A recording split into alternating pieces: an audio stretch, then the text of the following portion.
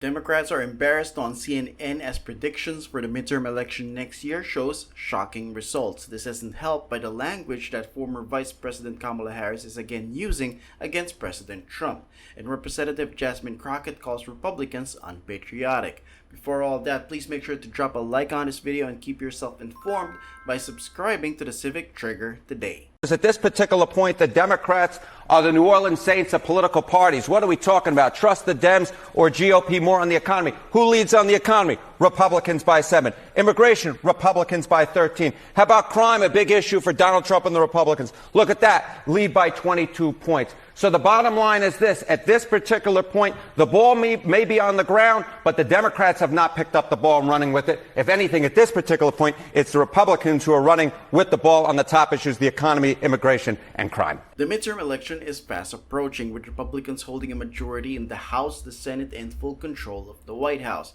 Democrats are trying to gain some momentum before 2026. The bad news, as you heard, is that many political analysts are seeing the same thing, that Democrats will continue to be the minority due to their unpopular actions and opinions.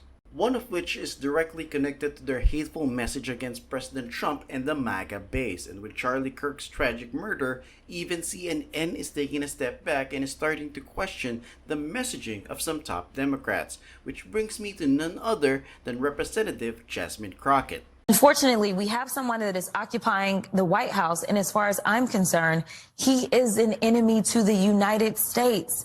They want to show that they are loyal to this, I don't even know what to call him. I've called him so many things, but this wannabe Hitler for sure.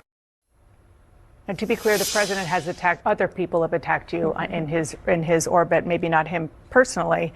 But do you have a responsibility as an elected official not to raise the temperature, but rather lower the temperature, particularly when there are people out there who listen to elected officials all over the place who are not well, who use that as a way to instigate the political violence that you are calling out? I think that my responsibility is to be transparent and to be honest.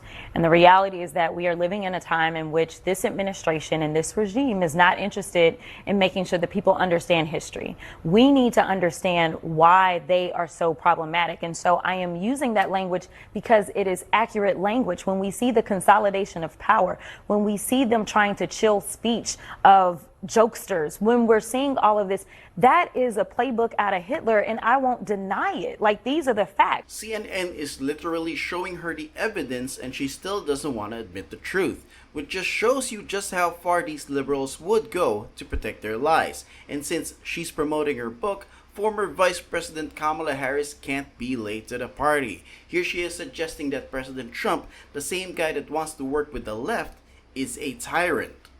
And right now we are dealing with, as I called him at my speech on the ellipse, a tyrant. We used to compare the strength of our democracy to communist dictators. That's what we're dealing with right now in Donald Trump. And these titans of industry are not speaking up. It's also come out that Harris is a bit of a hypocrite after fighting for inclusivity, diversity, and illegal immigrants. It's been revealed that she didn't want to run with Pete Buttigieg as her VP last year because he was gay. But it's hard to hear with you running as, you're the first woman elected vice president. You're a black woman and a South Asian woman elected to that high office, very nearly elected president. To say that he couldn't be on the ticket effectively because he was gay is hard to hear. No. That's not what I said, that he couldn't be on the ticket because he is gay. My point, as I write in the book, is that I was clear that in 107 days, in one of the most hotly contested elections for President of the United States, against someone like Donald Trump who knows no floor, to be a black woman running for President of the United States and as a vice presidential running mate, a gay man, with the stakes being so high, it made me very sad, but I also realized it would be a real risk. This is who we avoided as our president, someone who chose Tampon Tim over a gay man who was more qualified than Walz. And yet they want you to believe that they care about our country. But that doesn't seem to be the case when you hear Jasmine Crockett making these kinds of statements. You can wave all the flags you want to, but I am telling you right now that the most unpatriotic people that we have in this country are MAGA and this president.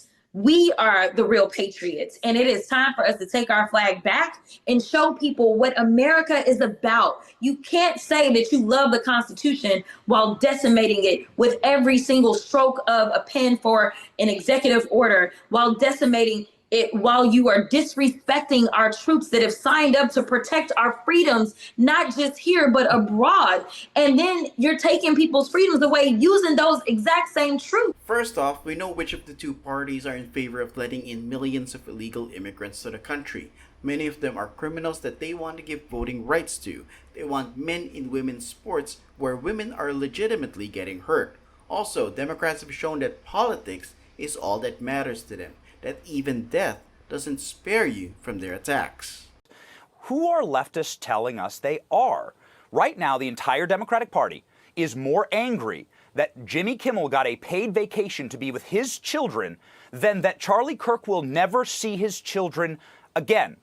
Jesse, the Democrat Party is more outraged that an unfunny corporate TV comedian had to be put in timeout for a few days than that Charlie Kirk will never speak again. It is critically important to understand that this is not really a political issue anymore. This is now a moral issue. Because when you look at where the terroristic threatening is coming from in this country, it is coming from the left.